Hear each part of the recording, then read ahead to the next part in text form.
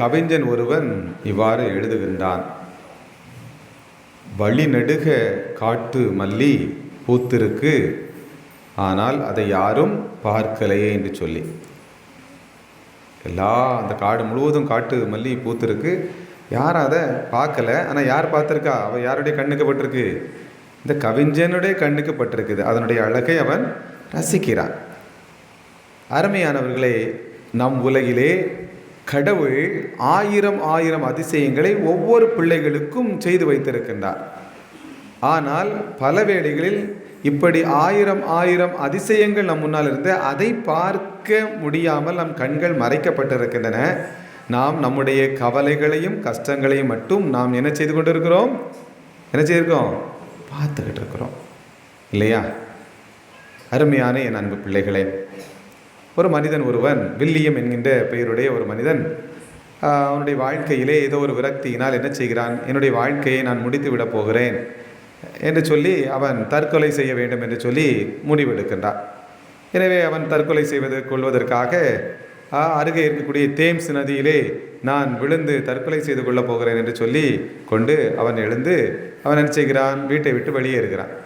வீட்டை விட்டு வெளியே இருக்கின்ற பொழுது அவன் நினைக்கிறான், இதுதான் கடைசி நேரம், இதுக்கப்புறம் இந்த வீட்டுக்கு திரும்பி வர போவதில்லை என்று நினைத்து கொண்டு அவன் போகிறான். அப்போ அந்த பேர் என்னது, வண்டி, குதிரை வண்டி வருகிறது. குதிரை வண்டியிலே ஏறி அவன் புறப்படுகின்றான்.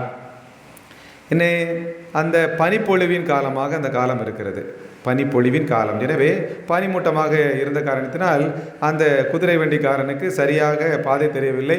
அங்கும் இங்கும் குதிரை போய் ஒரு இடத்துல வந்து நின்றுட்டு, அப்போ தேம்ஸ் நதி வந்து விட்டதா என்று கேட்கிறார். வந்து விட்டதுன்ட்டு இவனும் என்ன செய்யிட்டான்? சொல்லிட்டான். அவரை இறங்கி அந்த பனிமூட்டத்தில் என்ன செய்ய அப்படின்னு பார்த்துட்டு ஒரு பள்ளம் போன்ற இடம் தெரிந்தது. அதிலே அவன் என்ன செய்கிறார்? குதிக்கிறார். குதிச்சா பெரிய அடி ஒன்றும் படலை, சின்ன அடியோட அப்படியே முழிச்சு உயிரோடு இருக்கிறாரு. அவர் என்ன நினச்சாரு? செத்து போவோன்னு நினச்சாரு. கடைசியில் அந்த அடியோட காயத்தோடு எழும்பி வந்து பார்த்தாக்க அது என்னது, அந்த குதிரை வண்டி, அந்த குதிரை பாதை தெரியாமல் சுற்றி வீட்டு பக்கத்திலே உள்ள ஒரு பள்ளத்தில் போய் என்ன செய்திருக்கு? நின்று இருக்கு. இவர் சாதாரண ஒரு பள்ளத்தில் குதிச்சிட்டாரு. அதனால் அவருடைய உயிர் என்ன செய்யலை? போகலை. அப்போது அந்த வேளையில் அந்த மனுஷன் ஒன்று நினச்சி பார்க்குறாரு. அதாவது நாம் சாகணுன்னு முடிவெடுத்தோம், ஆனால் ஏதோ ஒரு காரியம் கடவுள் நம்மளை வாழணுன்னு விரும்புகிறாரு. அன்றைக்கி அவர் வாழ்க்கை மாறுது. பிற்காலத்தில் மிக புகழ்பெற்ற மனிதராக அவர் என்ன செய்கிறார்? வாழ்க்கையில் உயர்ந்து நிற்கிறார். நீங்கள் யோசிச்சு பாருங்கள், அந்த வீட்டை விட்டு அவர் போகும்போது திரும்ப அந்த வீட்டுக்குள்ளே வருவோன்னு சொல்லி அவர் நினச்சாரா? நினைக்கல. ஆனால் மீண்டும் அவர் வந்தாரா? வந்தார். புதிய வாழ்க்கை காத்திருக்கிறது. இப்படிப்பட்ட புதிய வாழ்க்கை நம் ஒவ்வொருடைய வாழ்க்கையிலும் உண்டு என்பதை சொல்வதற்காகத்தான் உயிர்த்த ஆண்டவர் நம் முன்னால் என்ன செய்கிறாரு? இருக்கிறார், உயிர்த்து நிற்கிறார். உங்கள் வாழ்க்கையில எல்லாம் மூடிவிட்டதுன்னு நினைக்காதீங்க. உங்கள் வாழ்க்கையில் எல்லாம் அடக்கப்பட்டு விட்டது என்று நினைக்காதீர்கள். எல்லாம் கட்டப்பட்டு விட்டது, என்ன அவிழ்க்க யாரும் இல்லை என்று நினைக்காதீர்கள். வாழ்க்கையில் உங்களுக்கு புதிய காரியங்கள் பிறக்கும். நீங்கள் கண் திறந்து பாருங்கள், தேடுங்கள், கண்டிப்பாக கண்டடைவீர்கள் என்று ஆண்டவர் என்ன செய்கிறாரு? சொல்லித்தராரு. இன்னைக்கு நற்செய்தி வாசகத்தில் வாசிக்கிறோம். யார் வரா? எம்மாவும் சீடர்கள் 2 பேர். எங்கேருந்து எங்கே பயணிக்கிறாங்க? எருசலேமிலிருந்து எம்மாவுஸ் தங்களுடைய சொந்த ஊருக்கு போகிறாங்க. அப்போது இவங்க வந்து எருசலேமுக்கு யாரை நம்பி வந்தாங்க? இயேசுவை நம்பி வந்தாங்க. இயேசு பின்னாடி போனாங்க. இப்போ அந்த ஆண்டவரை கொன்று போட்டு கல்லறையில் அடக்கியாச்சு. இந்த இயேசு இல்லை, என்ன செய்ய முடியலை. ஆனால் 1-2 பேர் சொல்கிறாங்க உயிர்த்துட்டான்னு சொல்கிறாங்க. ஆனால் யாரும் என்ன செய்யலை? அவரை பார்க்கலை அப்படின்னு சொல்லி அவர்கள் எருசலேமிலிருந்து பெட்டி சட்டியெல்லாம் கட்டி கிளம்பியாச்சு தங்கள் சொந்த ஊருக்கு. அவங்க போகும்போது திரும்ப எருசலேமுக்கு அவங்க வருவாங்கன்னு நினச்சாங்களா? நினச்சிருக்க மாட்டாங்க. ஏன்னா இயேசு தாங்க இல்லையே, எல்லாம் முடிஞ்சு போச்சு, நம்ம வேலையெல்லாம் முடிஞ்சிச்சு, நம்ம ஊரில் போய் நம்ம வேலையை பார்ப்போம்னு நினச்சாங்க. ஆனால் இங்கே பாருங்கள், இந்த நற்செய்தியில் ஒரு வார்த்தை வாசிக்கிறேன், கேளுங்கள். அந்நேரமே அவர்கள் புறப்பட்டு எருசலேமுக்கு திரும்பி வந்தார்கள். பார்த்தீங்களா? எருசலேமை விட்டு போயாச்சு, இந்த பக்கம் வர வேண்டிய அவசியமே இல்லைன்னு போயாச்சு. அவங்க திரும்பி வருவான்னு நினச்சாங்களா? நினைக்கல. அந்த வில்லியம் என்கிற மனுஷன் திரும்ப வீட்டுக்கு வருவான்னு நினச்சானா? நினைக்கல. ஆனால் அவர் திரும்பி வீட்டுக்கு வந்தார். அதே போல எருசலேமை விட்டு போனவர்கள் திரும்பி வருவோம் என்று நினைக்கவில்லை. ஆனால் ஆண்டவர் அவர்களுக்கு காட்சி கொடுத்தார். எனவே அவர்கள் புறப்பட்டு எருசலேமுக்கு வந்தாங்க. மற்ற சீடர்களுக்கு அறிவிக்கிறாங்க, உங்கள் வாழ்க்கை மாறும், மாறும், புதிய பாதைகளை பயணிப்பீர்கள், ஆண்டவர் சொல்லி தர்றார். இங்கே பாருங்க, முதல் வாசகத்தில் பாருங்க, ஆண்டவர் அருமையாட்டு அந்த வாசகத்தின் வழியாக நமக்கு சொல்லி தர்றார். பாருங்கள் என்ன சொல்றாரு. பேதுரு எல்லா யூத மக்கள் முன்பாக என்ன வார்த்தை சொல்லுகின்றார்? அவரை சிலுவையில் அறைந்து கொன்றீர்கள், ஆனால் கடவுள் அவரை மரண வேதனை நின்று விடுவித்து ஒழித்தெழச் செய்தார். ஏனென்றால், அந்த வார்த்தை நல்லா கவனிங்க, மரணம் அவரை தன் பிடியில் வைத்திருக்க முடியவில்லை. எல்லாரும் சேர்ந்து சொல்லுங்க, மரணம் அவரை தன் பிடியில் வைத்திருக்க முடியவில்லை. எல்லாம் முடிஞ்சிட்டு, அவ்வளோதான், அவர் திரும்பி வர மாட்டார் அப்படின்னு நினச்சாங்க. போனவர் போனானடி, அவ்வளோதான், கல்லறை அடைக்காச்சு, என்ன திரும்பி வர மாட்டார் நினச்சாங்க. ஆனால் மரணம் அவரை பிடியில் வைத்திருக்க முடியவில்லை. அவர் திரும்பி வந்தார், உயிர்த்து வந்தார். அவர் திரும்பி வந்தார், உயிர்த்து வந்தார். என் அருமையான பிள்ளைகளே, ஆம், இன்னைக்கு அந்த பேதுரு இன்னைக்கு எல்லாத்துக்கும் முன்னால் யூதர்களுக்கு முன்பாக தைரியமாக பேசினார. இவர் எங்கிட்டு இருந்தார்? கொஞ்ச நேரத்துக்கு முன்னாடி எங்க இருந்தார்? எங்க இருந்தார்? அடைபட்ட ரூமுக்குள்ள ஒளிச்சு இருந்தார் சீடர்களோட, இல்லையா? ஏன் ஒழிச்சிருந்தாரு? இயேசுவை நம்பி இருந்தவங்க இயேசுவை கொண்டு விட்டாங்க. என்னமே அடுத்தால என்ன செய்வாங்க? இயேசு கூடால யார் யாரெல்லாம் அலைஞ்சாங்க அவங்களெல்லாம் பார்த்து என்ன செய்யணும்? பார்ப்பாங்க. நம்ம கூட அலைஞ்சிருக்கோம் அப்படின்னாக்கா நம்மளையும் போட்டுருவாங்க, நம்மளையும் கொன்று விடுவாங்கன்னு சொல்லி பயந்து போய் எல்லாம் இங்கேருந்து உள்ளே இருந்துச்சு. இவங்களுக்கு என்ன நினைப்பு? என்னமே திரும்ப பழைய மாதிரி ஒரு வாழ்க்கை நமக்கு கிடைக்காது. எல்லாத்துக்கு முன்னால் போய் அதிசயத்தை செய்வாங்க. அதிசயத்தை செய்தால் எல்லாரும், ஏன்னா ஆண்டவர் அதிசயம் செய்யும்போது அவங்க கூட இருக்கிறவங்களுக்கு ரொம்ப சந்தோஷமாக இருக்கும். நீங்கள் பாருங்கள், அரசியல்வாதி வந்தார்னா அந்த அரசியல்வாதிக்கு அந்த கட்சியில் இருக்கிற உள்ளூரில் இருக்கக்கூடிய அந்த மனிதர்கள் வெள்ளை சட்டையும் கேட்டுட்டு அவங்கள பக்கத்தில் சுற்றி நிற்பாங்க. பார்த்துருக்கீங்களா?